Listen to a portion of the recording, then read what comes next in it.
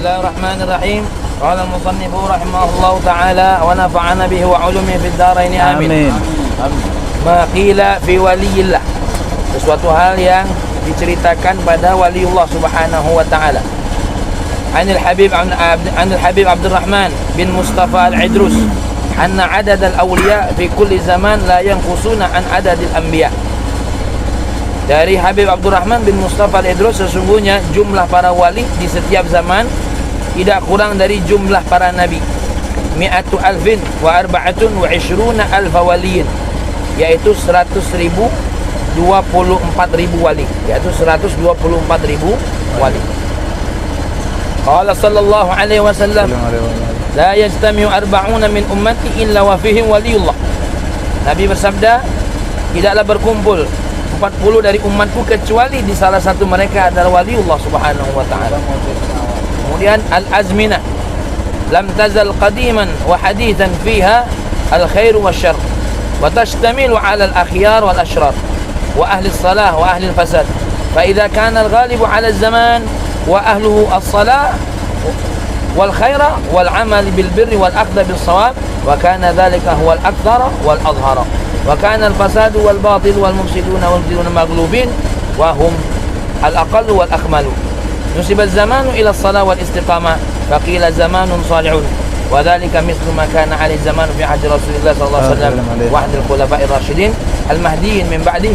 ومتى كان الغالب على الزمان وأهله الشر والفساد وكان الخير فيه نادرا والأخيار فيه قليلين ومستورين نسب الزمان إلى الشر والفتنة فقيل زمان شر وسوء وزمان فتنة وبلاء.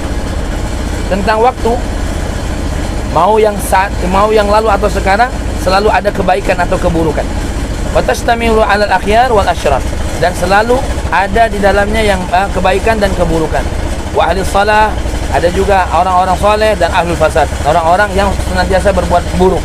Fa idza kana al-ghalibu, kalau seandainya yang paling banyak ala zaman pada satu waktu, wa ahlihi, dan warganya, as-salah, yaitu kebaikan, wal khaira, kebaikan, wal amala bil birri, dan perbuatan kepada perbaikan, wal akhdha bis shawab, dan mengambil kepada satu hal yang benar, wa kana dzalikal akthar wal adhhar, maka kebaikan itu adalah sesuatu hal yang paling banyak nampaknya dan paling jelas kebaikannya. Wa kana al fasadu wal batil wa mufsiduna, dan keburukan serta kebatilan dan orang-orang yang berbuat buruk maghlubin, kalah. Maka hal ini lebih sedikit atau lebih kurang.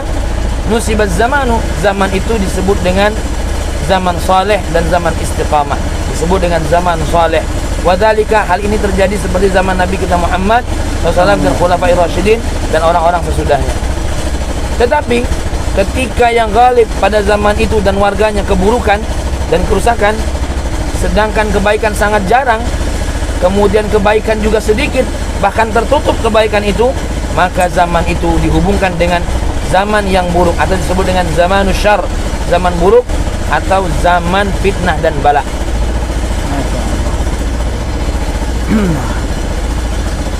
Ada dini kitim salihah jami'ah syamilah min khairatid dunya wal akhirah wa nawaitu alam wa ta'lim wal ifadah wal istifadah wa nafa wal intifa wa tadakkur wa tadhkir hath ala tamassuk bi kitabillah wa sunnah Rasulillah sallallahu alaihi wasallam ala hadhihi niyyah wa ila hadratin Nabi Muhammad sallallahu alaihi wasallam syaril Fatihah.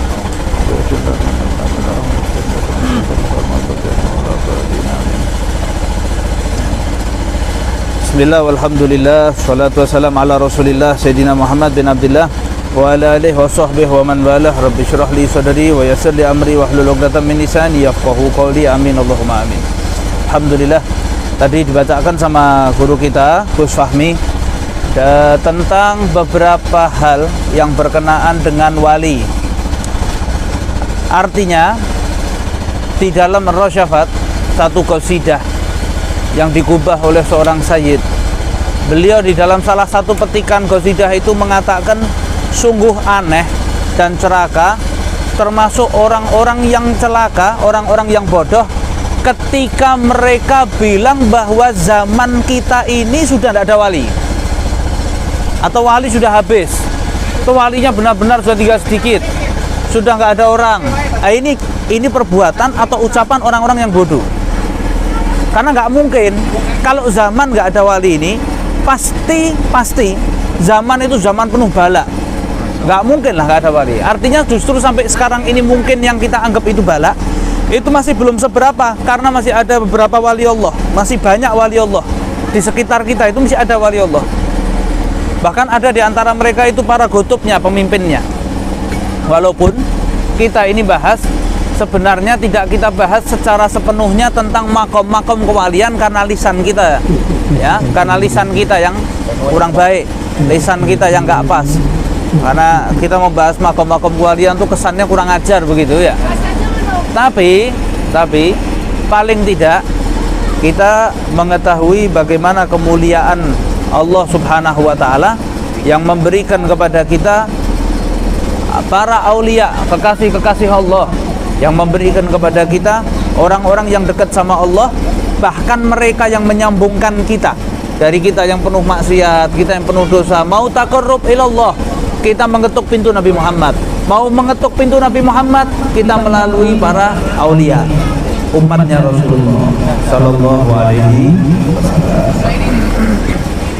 Hingga mereka orang-orang yang keliru, orang-orang yang salah, sekali lagi, bahwa orang yang berani mengucapkan bahwa sekarang tidak ada lagi wali, ini keliru, fatal. Ini ucapan ini fatal, karena berarti mereka telah membatasi kekuasaan Allah. Orang-orang ini berarti membatasi kekuasaannya Allah, karena Allah Subhanahu wa ta'ala berhak ketika memberikan kepada Nabi Muhammad itu makom yang tinggi. Allah memberikan makom kepada hamba-hamba Allah yang cinta sama Nabi Muhammad. Al-wali, orang yang tidak pisah dari Nabi Muhammad, tidak pisah dari Allah Subhanahu wa ta'ala, maka mereka pun terangkat menjadi para walinya Allah ta'ala. Allah ta'ala sendiri yang menggambarkan di dalam Al-Quran, ala inna awliya Allahi la khawfun alaihim wa lahum yahzanun. Mereka ini para wali-wali Allah adalah orang-orang yang diantara mereka ini tidak punya takut atas segala sesuatu yang Allah Ta'ala tentukan, tidak punya rasa takut atas segala sesuatu yang Allah Subhanahu wa Ta'ala berikan kepada mereka. Maksudnya begini, umumnya manusia takut, wali enggak. Jadi pemikiran wali ini berbeda dengan pemikiran kita. Kalau sedang dapat bala, dapat musibah, orang lain takut nggak bisa makan, takut kehilangan pekerjaan. Wali enggak.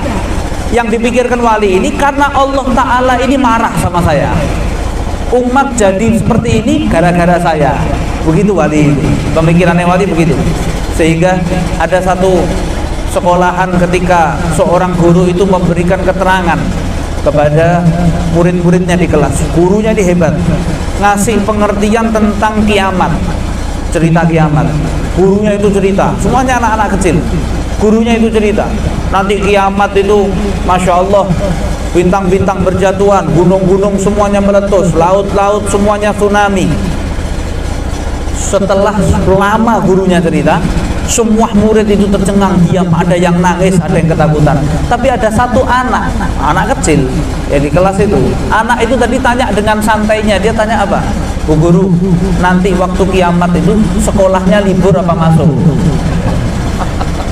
Nah, dipikir sama dia, yang penting happy. Sebetulnya ini wali. Wali itu, kata Imam Suyuti, 5 sifat. Kalau ada pada diri kita, maka kita menjadi wali. 5 sifat, kalau ada pada diri kita, kita jadi wali semua. Apa itu? Pertama, para wali ini tidak pernah takut terhadap rezeki besok. Itu kira-kira mau makan apa, dia tidak pernah takut. Anak kecil, sifatnya anak kecil, kalau ada pada diri kita, kita jadi wali. Salah satunya itu, anak kecil itu nggak pernah takut kira-kira besok itu keadaannya seperti apa. Dia pokoknya hari ini pulang sekolah lapar, dia sudah yakin di rumah ada makanan. Walaupun yang pusing di sini bapak sama ibunya, bapak yang warkan fulusnya, ibunya yang masak, ibunya yang belanja. Tapi wali itu seperti itu, nggak pernah merasa takut dia terhadap apa yang sudah dijamin sama Allah Ta'ala. Dia nggak takut, itu wali. Jadi sifat-sifatnya anak kecil ini kalau ada di kita, kita bisa jadi wali semua. Walaupun ini berat, ini teorinya gampang kita bahas. Kedua, anak kecil itu mereka punya sifat pemaaf. Hari ini dia ngambek sama bapaknya, berubah 5 menit itu dia sudah bisa berubah lagi, dekat sama bapaknya, dekat sama ibunya. Dia apa itu? Kampleng-kamplengan sama teman-temannya, pukul-pukulan, baku hantam sama teman-temannya. 5 menit keluar lagi sudah main lagi, tidak ada dendam. Sedangkan kita ini termasuk penghalang, kita ini tidak bisa jadi wali karena sifat kita, dendamnya, sifat marahnya, sifat yang na'udzubillah min dzalik. Di dalam hati kita ini banyak kotorannya. Kemudian yang namanya wali itu seneng makannya bersama. Anak kecil itu seneng makannya bersama-sama, nggak seneng makan sendiri. Makan sendiri nggak seneng. Makanya para aulia itu mereka paling nggak suka jamaahnya nggak ikut makan ketika mereka makan. Bahkan satu kisah, Syekh Abdul Qadir Al-Jailani bareng-bareng sama jamaahnya, beliau makan, ada satu orang ini diajak makan nggak mau. Ternyata orang itu puasa. Ayo ikut makan. Ana shaim. Saya puasa. Ayo ikut makan. Saya puasa ya Syekh Abdul Qadir Jailani. Syekh Abdul Qadir bilang apa? Batalkan puasamu. Aku Abdul Qadir Al-Jailani yang jamin bahwa puasamu hari ini diterima sama Allah Ta'ala. Tapi batalkan. Ikut makan sekarang. Dia bilang, sayang, saya tak melanjutkan puasa. Lah, aku Abdul Qadir Al-Jailani yang jamin kamu dapat pahala puasa seminggu. Tapi batalkan sekarang. Ikut makan sama kita. Orang itu mikir, enggak jadi. Saya tidak mau. Batalkan puasamu. Aku Abdul Qadir Jailani yang minta sama Allah dan aku jamin di sisi Allah bahwa kamu dapat pahala puasa sebulan. Tapi batalkan, ikut makan sama kita. Lah ya Syekh Abdul Qadir, saya kok sayang tak lanjutkan puasanya. Ya fulan, batalkan puasamu, ikut makan sama kita. Ini puasa sunnah masalahnya orang ini, bukan puasa yang wajib. Mungkin tapi batalkan puasamu. Aku Abdul Qadir Jailani jamin kamu dapat pahala di sisi Allah puasa 1 tahun. Aku yang jamin, aku yang akan minta sama Allah. Maka subhanallah, orang itu tadi kemudian mikir lagi, jangan, sayang ya Syekh Abdul Qadir Jailani, saya tak lanjutkan puasa. Kata Syekh Abdul Qadir Jailani, khalih, diamkan orang ini, diamkan, kita makan aja, dia bakal jatuh dari pandangan Allah. Subhanallah, subhanallah, sebelum akhir umurnya murtad orang. Masya Allah. Alhamdulillah min dzalik hadal wali. Karena wali ini orang-orang yang dekat sama Allah Subhanahu wa Ta'ala. Dia lebih tahu keadaan, dia lebih tahu kondisi, dia lebih tahu mana yang jadi ketetapan Allah Subhanahu wa Ta'ala, disingkap sama Allah Subhanahu wa Ta'ala.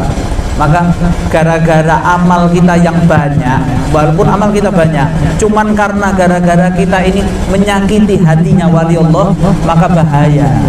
Ini yang jadi masalah. Ini yang jadi satu bentuk di mana naudzubillah min dzalik, justru semua yang kita lakukan bisa nggak ada faedahnya, nggak ada harganya. Sampai di sini dikatakan,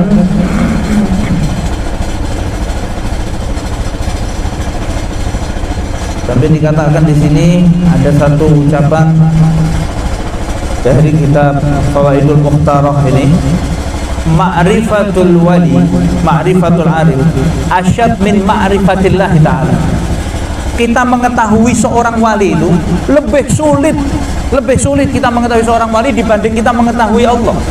Maknanya, li'anna Allah Subhanahu wa Ta'ala ma'ruf bi'adamil musyabahat wa wimunayih khalqih bi'awsafih wa af'alih. Karena Allah Subhanahu wa Ta'ala itu sudah diketahui sifat-sifatnya, Ar-Rahman, Ar-Rahim, Al-Ghafur. Kalau wali ini sulit. Bagaimana? Wal arif billah ya'kul wa yashrab wa yadhak wa yanam mithlak. Karena wali ini makan, minum, tidur seperti dirimu. Kalau Allah sudah kita ketahui sifatnya. Tapi kalau wali ini kayak kita, yang makan, yang minum. Yang mana wali? Kita nggak tahu. Li'annahu bashar, karena dia adalah seorang manusia. Faman nawarahullahu syahida sir alladzi fi wala nadhar ilal bashariyah fantafa bih. Kalau dia memandang seorang wali bukan dari segi kemanusiaannya, maka orang ini akan mendapatkan pahala, kemanfaatan dan berkah. Jangan sekedar mandang dari segi manusianya. Kalau kita melihat seperti Habib Ali Habsyi, Syekh Khalil Bangkalan, mereka ini manusia. Tapi kalau kita hanya cuma pandang manusiawinya, kita tidak dapat berkah. Ya. Bahkan di antara mereka itu sering mancing, istilahnya ngetes, bahasa saya sering mancing, sering ngetes kita. Mereka berbuat satu sikap yang sekiranya kita menganggap, ini bukan wali, ini bukan orang istimewa. Ya. Sampai dikatakan walihada lam yantafa Quraisyan bin Nabi sallallahu alaihi wasallam qalu yatim Abi Thalib li'annahum syahidul basyariyah faqat wa lam yashhadul khususiyah. Ini maka yang menyebabkan kaum kafir Quraisy mereka enggak dapat manfaat dari Nabi sallallahu alaihi wasallam karena mereka hanya mandang Nabi itu anak yatimnya Abu Thalib. Maka mereka orang-orang kafir Quraisy, hatta Abu Lahab hada ammun Nabi, pamannya Rasulullah, mereka nggak dapat manfaat. Kenapa? Karena mereka hanya melihat Nabi manusia. Tapi orang-orang yang dapat hidayah, orang-orang yang dapat petunjuk, dia akan husnudzon kepada setiap orang yang dia temui. Ya. Terakhir sebagai penutup, saya ingat ada ucapan nasihat. Dahulu ada Imam Abu Bakar bin Abdullah Al-Attas. Abu Bakar bin Abdullah Al-Attas, gurunya Habib Ali Habsyi Saiful Maulid. Beliau mengatakan dahulu Imam Hasan Al-Maghribi sering betul ketemu sama Nabi Muhammad. Satu kali waktu dia berjumpa dengan Nabi Muhammad, tapi di situ tidak dikisahkan dalam mimpi loh. Ya Gautoh berarti secara langsung dia berjumpa dengan Nabi Shallallahu Alaihi Wasallam. Karena lihat Nabi kemudian mengatakan, ya Hasan Al-Maghribi, saya akan memberikan kepadamu 3 perkara. Imam Hasan Al-Maghribi ini tanya, ini untuk saya khusus atau untuk umum? Dijawab sama Rasulullah, umum, bukan untuk kamu, untuk umum. Saya akan beri kamu 3 perkara. Apa aja itu? Pertama, siapa orang yang bawa tasbih, yang ngantongi tasbih, dipakai bertasbih ataupun tidak, dia terhitung bertasbih, terhitung berzikir. Yang pertama ini pernah ditanyakan sama guru saya di Semarang waktu itu. Apa Habib maksudnya? Dia tanya sama guru saya Habib Alwi, apa Habib maksudnya? Kok orang bawa tasbih dihitung bertasbih walaupun tidak bertasbih? Beliau menerangkan, kalau tidak ada orang dia pegang tasbihnya, dia bertasbih. Tapi ketika ada orang dia kantongi tasbihnya, dia nggak tasbih. Lah, maka ketika dikantongi ini tadi dia terhitung bertasbih. Minimal kita ini walaupun nggak hobi bertasbih, tapi punya tasbih dulu lumayan, ya, lumayan. Kedua, selama rasa kopi ini ada di mulut seseorang, baunya kopi, maka malaikat istighfar buat dia. Ya, malaikat istighfar buat dia. Tapi katanya tergantung melek ngopo kan gitu ya. Ada yang minum kopi meleknya keplek ya, ada katanya. Yang ketiga, engkau berkunjung kepada waliullah, baik yang masih hidup atau yang sudah wafat. Kita ziarah ke makam mereka, baik itu wali songo, makam-makamnya para wali, lebih afdal bagi dirimu walau itu hanya cuman seperti seseorang memeras susu, cuman sebentar, atau memecahkan telur saja, sebentar aja, nggak lama. Itu lebih afdal bagi dirimu dibanding engkau melakukan ibadah fi zawayal ard, di seluruh sudut bumi, illa antaqatta'a irban sampai terpotong-potong badan.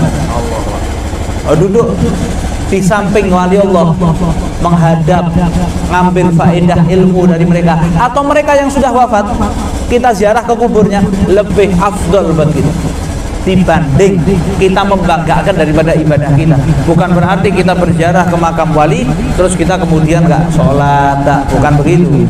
Tapi maknanya adalah punya keterikatan sama wali Allah ini satu hal yang begitu penting betul. Penting betul. Mudah-mudahan insyaallah sudah cukup banyak saya mungkin bicara, insyaallah manfaat. Mungkin Gus Fahmi mau nambahi, wallahu muwaffiq ila aqwamit thoriq. Ya, nambah apa? Yang lain menambah sudah. Ala hadhihi yang kulli niyatin shalihah jami'an syamilah min khairin dunya wal akhirah. أن الله يجعلنا وإياكم إن شاء الله من أهل الخير من الأتقياء من الأولياء من النجباء إن شاء الله. جعلنا وأولادنا بناتنا وأزواجنا إن شاء الله من أهل العلم الظاهر والباطن. وأن الله يفتح علينا وعلى أولادنا بناتنا وأزواجنا وطلابنا وجميع طلبة الرسالة ومزرعة كلهم إن شاء الله فتوح العارفين ويفقهنا وإياهم في الدين. وأن الله يجعل سيدنا محمد لنا ولهم شيخا ومرشدا ودليل على هذه النية. وإلى حضرة النبي محمد صلى الله عليه وسلم. سر الفاتحة.